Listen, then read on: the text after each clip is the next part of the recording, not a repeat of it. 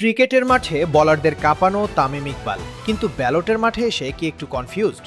জীবনের প্রথম ভোট দিলেন জাতীয় দলের সাবেক অধিনায়ক তামিম ইকবাল, আর সেই ভোট নিয়েই এখন চলছে আলোচনা। বৃহস্পতিবার 12 ফেব্রুয়ারি চট্টগ্রাম নগরের এস খালেদ রোডের আঞ্চলিক লোক প্রশাসন প্রশিক্ষণ কেন্দ্রে ভোট দিতে হাজির হন তামিম ইকবাল। সময়টা ছিল বেলা 11টার দিকে। সঙ্গে ছিলেন তার বড় ভাই জাতীয় দলের সাবেক ওপেনার নাফিস ইকবাল। কঠোর নিরাপত্তার মধ্য দিয়ে কেন্দ্রে প্রবেশ করেন তামিম। সেনাবাহিনী ও আইনশৃঙ্খলা বাহিনীর উপস্থিতি ছিল চোখে পড়ার মতো।